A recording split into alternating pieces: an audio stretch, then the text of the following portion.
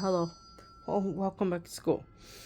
Um, I'm going to do a quick little overview. I hope it's going to be a quick, I don't know, of the new planner we got. Um, but first, I want to show you the one that I've been using currently that I bought last year at a local store in town. Um, it's got a bunch of little frilly flowers on it. It's got a bunch of stickers inside that I never used. Um, so I don't know why they give you stickers. I don't get it. Cover page, which I don't think I wrote anything on. This was kind of what I was using for like attendance or keeping track of class and things. I don't know. That kind of fell by the wayside, but I did continue to mark in the actual planner when we had class and things.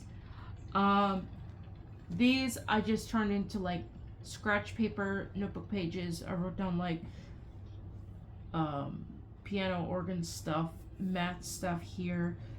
I think this is reading and writing. Just use it for notebook pages. Just wrote down some stuff.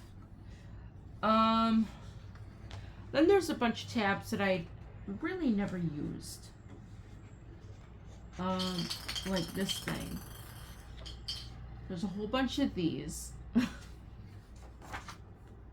There is a grade book in here that I didn't use. I don't know where, if it was this one or another one. One of these tabs I did write down. Okay, yeah, here. I wrote down some piano organ skills that I was hoping my organ teacher would work with me on, but that didn't happen.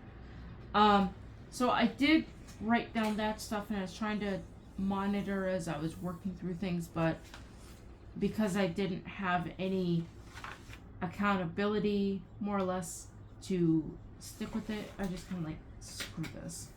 And then because there is the extra, you turn the page, I just like folded this in half, that way I could turn the page and still have everything I needed here.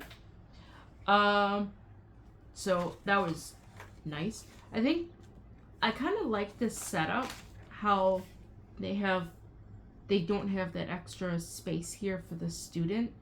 So I might see if I could copy off these pages and, I don't know, figure out if I can use them or something. I don't know. But there's some extra pages in here that initially was a grade book.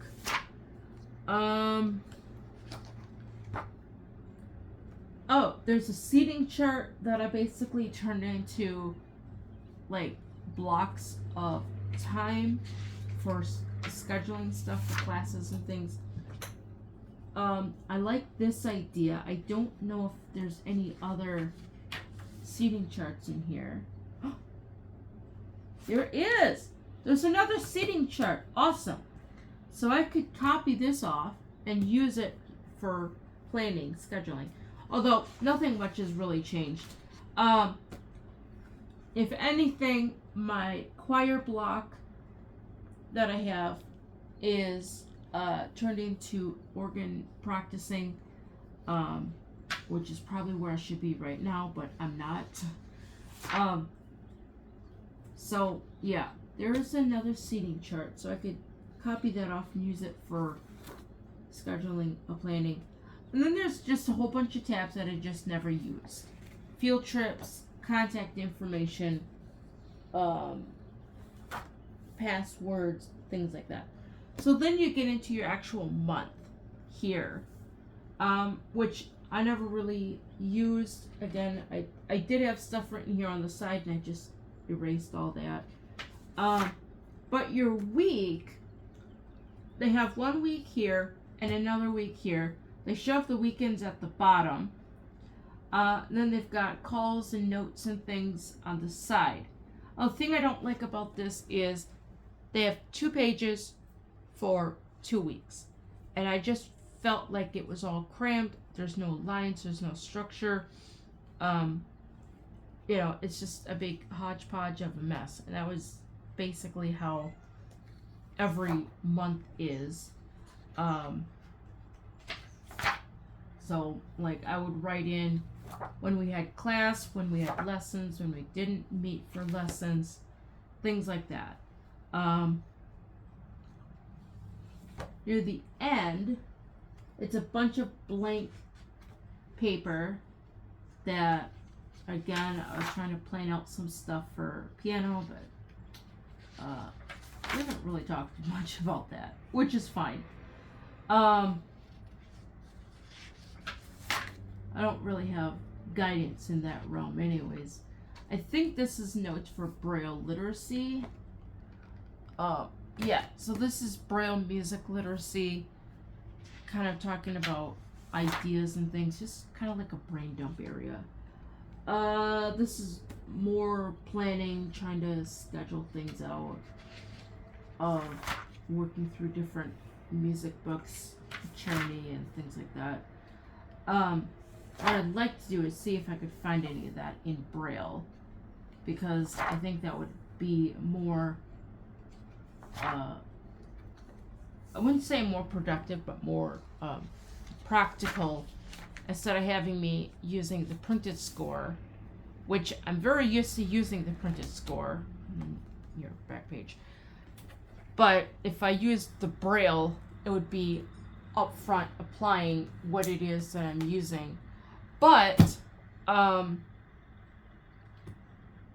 need to learn. There's a lot of stuff I need to learn before I get to that point. I need to be able to read. Like, I need to sight read music, which a lot of Braille advocacy people say, learn to sight sing music away from your instrument. Then when you get to your instrument, you're not having to, guess what these notes are that you're looking at because you don't know. Which is basically which is kind of how music is taught nowadays. When you look into like piano methods or any method book, they'll teach you this note is C, this is where it is on the piano, this is where it is on the staff.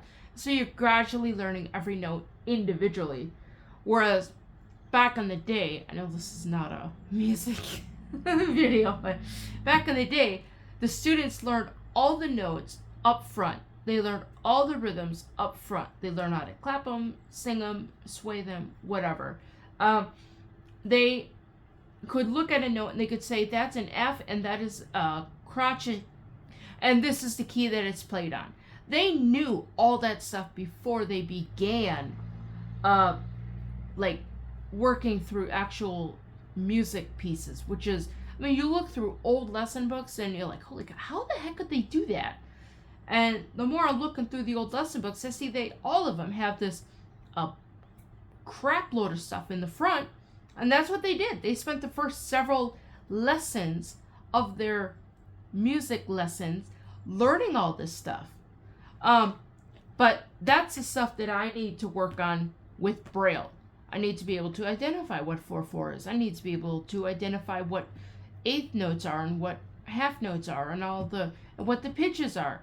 And I need to do this by touch. So my fingers need to be like prime for touch reading, if that makes sense. Okay, so this is the current planner I'm using. I've got a bunch of notes in here. Teacher and I mean, if we get time to talk, we might go through here and transfer some information that we need, pertaining to like music or whatever. I think reading, writing, and maths, we've got a pretty good system right now with that. So I don't see any needs of transferring things over, but we're still kind of, working our way slowly through the music stuff. I am currently helping teacher learn to read printed music using an old school book. I think it's called Catechism of the Rudiments of Music. And that's pretty much what it is. It's a catechism of the rudiments of music. They teach you what music is. They teach you the staves. They teach you rhythm, times, meter, scales, key signatures, all sorts of stuff. But it doesn't go into depth with really anything. It just teaches you the bare bone basics. And that's what he needs to learn so that when he looks at music, he can look at it and say, oh yeah, that's a do, or that's a C, and it's a crotchet. I mean, he has somewhat of an idea of what it is he's looking at versus looking at a piece of printed music and have no clue what it is that it says. So that's what we're doing right now with music, and we're making good headway on that. I'm really happy, and he's excited. He's excited. He's mentioned a couple times he wants to get a keyboard, which I strongly encouraged getting at least, full standard keyboard with, a couple minor things that are needed. But if he's going to actually be able to apply what he's learning, because that's kind of, you can learn about music or learn about whatever. If you read it, you could pick up so much information, but once you actually apply it and play the notes and hear the notes, oh, that's how that relates to that, you're going to make much more connections. So I don't know if he's going to go and do that, but that's stuff that we're kind of working through together with music. So wherever we go after holiday, I don't know. We're at a good stopping point, but I don't know if we're going to continue through the book, or if we're going to try to learn at least the notes in music. And I've got some books, but some ideas, but they would require that I learn more topics than what teacher knows right now. Okay, so back to the planner. This is the new one. This is the front, and this is the back. The front has a scripture verse on it, Proverbs 16:23, which says, the heart of the wise teacheth his mouth, and addeth learning to his lips. I was looking for something, I don't know, kind of cool, academic-y, but not too academic-y. And I thought, it's cool. I like that one. So then you could add text down at the bottom, which I just did my name. This is I think it's Plum Paper Planner or something like that. But you basically pick out a template of how you want it, and then you can customize things. You can add things as your specific needs are. And I chose I think it's Teacher 1 is what it was, which seems to be popular because you'll see why. So you got your year calendar here for 2024, and then 2025 you have your calendar here. Now this planner, because I want to have now ended at June, no, the last month of it is June, so I started this one at July.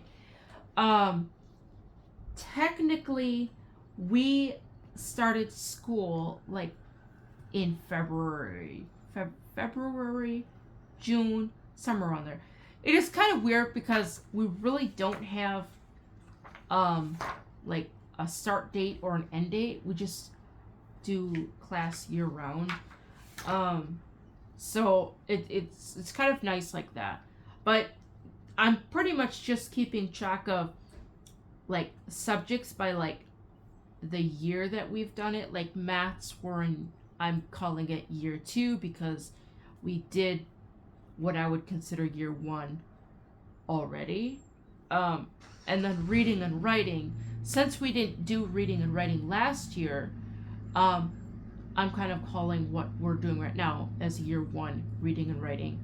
Um, Music doesn't have a year system right now because we haven't worked that out yet. So you have, I don't know what this is. I think these are notes or special events or something like that. But either way, I could turn this into whatever I want to. I could just write in whatever I want to here. Um, there is some stuff for each month in the whatchamacallit that I could write in special dates. This is ideas. What is this? Ideas, planning, goals. Okay, so these are like goals, planning things. I don't know. I don't remember running across this page before, but there's a goals page. And then there's a blank page, which should be a notebook page, but it is what it is. Then you go into your actual month. I really wish they would have had this color and similar colors to kind of match with the actual cover. I think it would look a little bit more sleek, if that makes sense. But they got some colors that just don't really belong in here. So your month, you have whatever this thing says. Hold on, I gotta see this. It doesn't say anything. Okay, so this says July up here, and it's got these little bubbles. I don't know what the bubbles are for. This one is for birthdays. This one is for special events. This is for things to things to remember, however that works. So again, those could be used for whatever. Then you have a whole page of notebook paper, which is awesome. I love notebook paper. And then you have your month. You can add your holidays. Like if you wanted to add specific holidays to like your personal schooling or homeschooling, whatever, you could do that. Like you could add your specific first day of school. You could add your children's birthdays and stuff like that. But I didn't do any of that because it costs more money. And there's no reason to, because I just like there's no reason to put that stuff in here. So what I did put in here were the moon phases, because I thought that was cool. I don't know why they had the moon phases, but I thought having the moon phases would be cool. I put in the equinox and the solstices, things like that. I also put in here teachers' holidays, so that I know when we have holiday. So when teacher has holiday where he is at, I have holiday where I'm at. So currently teacher is on holiday. So I'm on holiday. But in reality, I do have homework to do. So I'm kind of on holiday, but I'm not really. But yeah. But it is nice to be able to see that. I also have his time changes, because that kind of gets a little wonky when that gets to be that time when where I'm at right now changes their clocks, but teacher doesn't change his clocks for like another week. Yeah. So having that, it kind of gives me a heads up of, okay, we're going to go into this really weird funk state where we're going to be, so many hours between each other versus the standard. So there's a lot of mental work going on there, but it's good because it keeps the brain young. So I got the calendar. I don't know if there's anything else here. I think there's lines. It looks like there's lines here for notes. And then you have, oh, this is nice. They have your next month calendar here. down here at the bottom. So that's really cool. So that is really awesome. Next page, this is your week page layout. I have the weeks up at the top, which I think is pretty standard. It starts on Monday. You have Saturday and Sunday here. They end the school week on Sunday. I don't know why, but it is what it is. But in your month calendar, it does start with Sunday as the first day of the week, which is pretty standard because Sunday is the first day of the week. So down the sides, these are added items. You can add subjects, and you could add whatever you want there. I added mathematics or maths.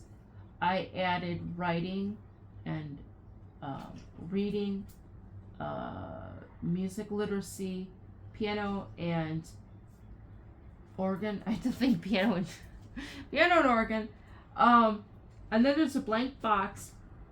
And then there's a category called adulting. This is where I'm going to put meetings, appointments, and things that I've got going on.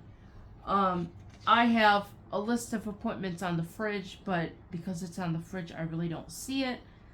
I have a small pocket planner that's like a month layout that I put in all my meetings. I'll be dipped if I know where that is. It's been missing for I think a couple days now, at least maybe a week.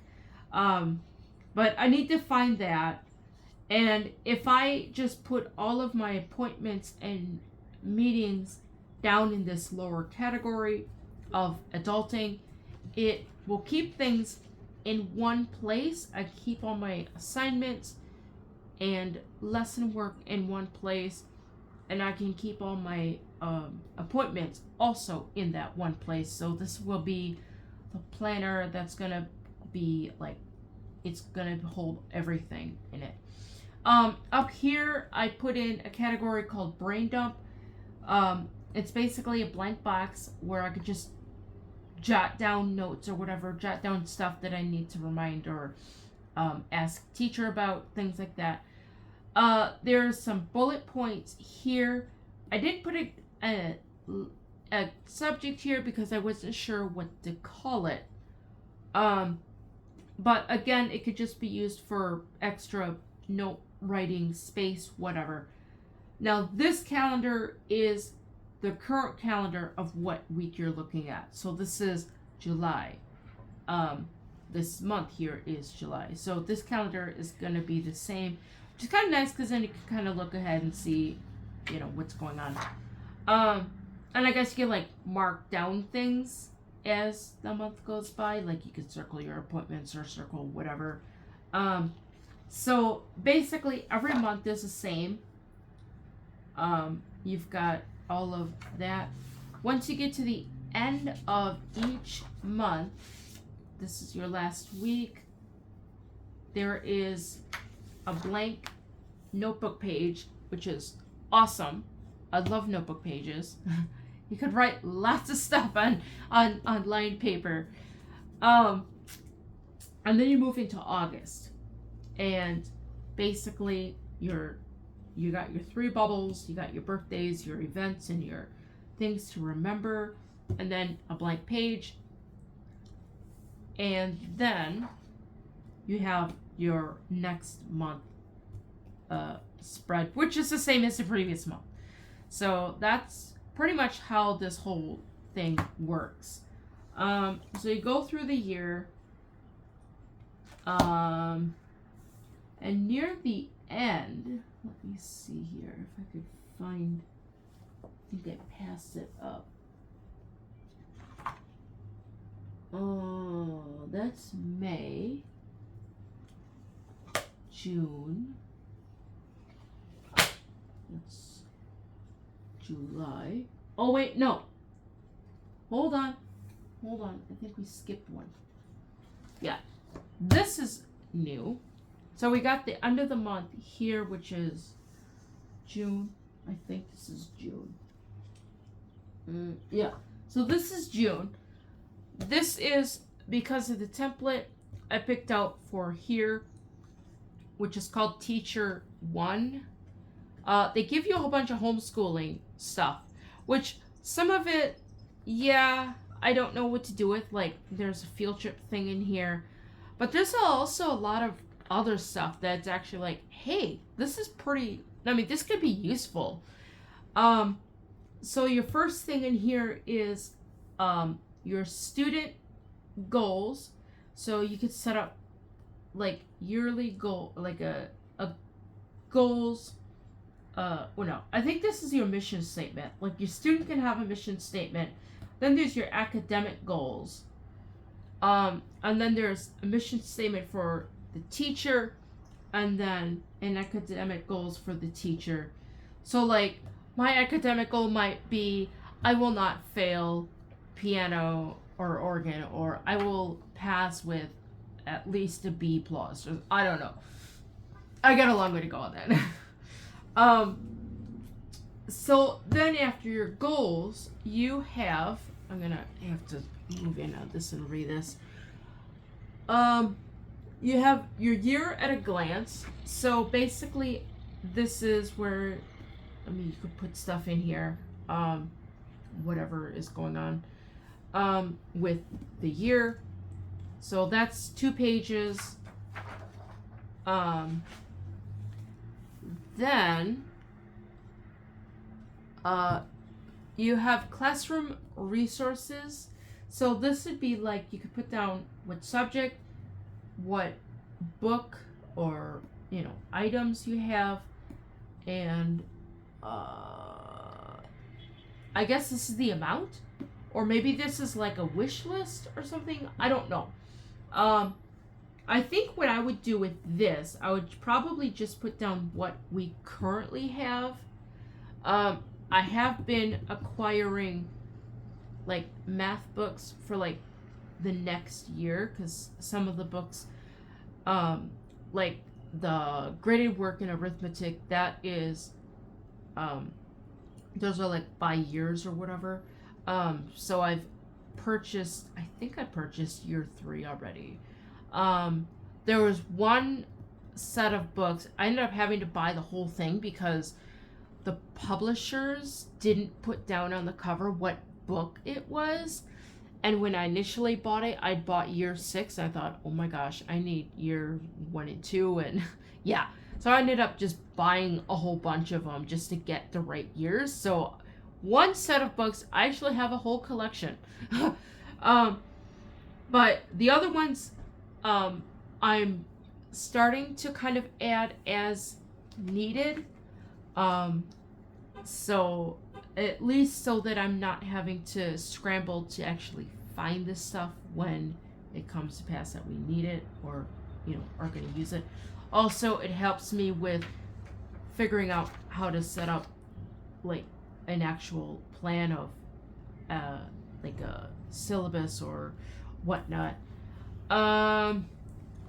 So I could use that to fill in for what we currently have. The next section says homeschool supplies. Okay, so this is where you'd write down like your tape, your rulers, your paper, things like that, pens. So there's like administrative stuff there. Then there's stuff for students, which I could write in like the current books that we have that we're studying from or whatever. I don't know. And of course they got your pricing. This one, okay, this is the same thing, homeschool supplies. Your next one, I think this one here is where you'd put your, like your shopping list. Oh, this is an attendance record. You got your days across, and then your month down, and then there's notebook line notes here, and then the rest of your days, and then your total number of days. Technically, I don't need to keep track of this, but we were discussing about keeping track of it in a way of seeing if there's a pattern of helping me manage time better. Because, yeah, there are days like on holidays where I would go days without doing any schoolwork or, sometimes practicing. So it would be a way for us to kind of figure out what's going on in my day to day that teacher could help me figure out how to plan things better. I have had no structure since I left university. So, yeah. Then there's a reading log, which I'm not reading it on my own because I don't know the contractions. And I still struggle with reading grade 1. So that is, I don't know if we're going to use this or not, but it is what it is. There's several pages of a reading log. There's a grading log. So you put in the date. Let me flip this over. You put in the date. You put in the assignment. You put in the points possible, the points earned, or maybe it's points earned, point possible. I don't know. And then you put in like a letter grade. This is kind of how we have the grade book set up right now online. We've got class. We've got the date. We've got class. We've got homework, quizzes, test, final exam, and I think there's some other categories for other or something like that. But that is this is pretty much how we have that set up. It would be nice if this category here, like these pages, homeschool pages, could be amended or, kind of tweaked to fit your specific need. But I don't know. But there's a couple pages of those. Then we have field trips and I guess field trips and adventures or something. I don't know. I very much doubt we're going to use these. But yeah. If I'm able to get out somewhere that's fun and exciting, I might write that in as like a free day or whatever. I don't know. Then there's a thing called checklist, which I don't know why it's called checklist, but it's called checklist. I threw in a bunch of pages of a grade book, but I don't plan on using these for grade books. What I plan on doing is marking down like the books that we're working through and putting down like the lessons and chapter numbers and then Xing them off as we're going through them.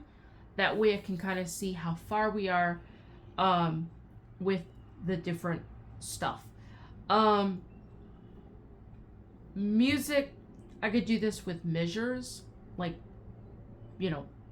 Arcadel, measure 1, Arcadel, measure 2, or Arcadel, measure 1, 2, 3, 4, 5. Fill that in, and then cross off the measures as I'm learning them. I think that might be probably my first thing that I would probably do because I have that thing coming up in August and I need to see where I'm at, how far I'm behind, and all this good stuff. So there are several pages of those. There is notebook paper, which I'm a little bummed out that this notebook paper doesn't have as dark lines as like June or July does. But there's extra paper in the back, so obviously, taking notes and planning things, figuring out things for the following year, notes of appointments or notes from appointments, things like that. Now, I was digging around in here and I think it's here. They have a couple pages of dot paper. I don't know if this is just something that came with it because I didn't specifically put in dot paper, but they have dot paper in here. To me it just looks like blank paper, but there's dots in here. So yeah, there's dot paper. There's a thing for contacts, which I guess I could put in contact information, which may or may not be helpful. And then there's passwords. Here they give you a page for passwords, and at the end there's a whole bunch of stickers. Like, they give you a couple pages of stickers, which I have no use of using, but they're there. I don't know if anybody wants any stickers. Contact me. I'll give them a whole bunch of stickers. And then there's a folder, which it's a double-sided folder, so that's kind of cool. I don't know what I'd use it for, but yeah, it's there. And then your end of the back page, or your back cover. And that concludes the awesome new planner that we have. By comparison of this planner, I think they're about the same size. Let me see here. So this planner here is a little bit bigger. Let me see. Oh no, they're about they are the same size. This one has like a strong laminate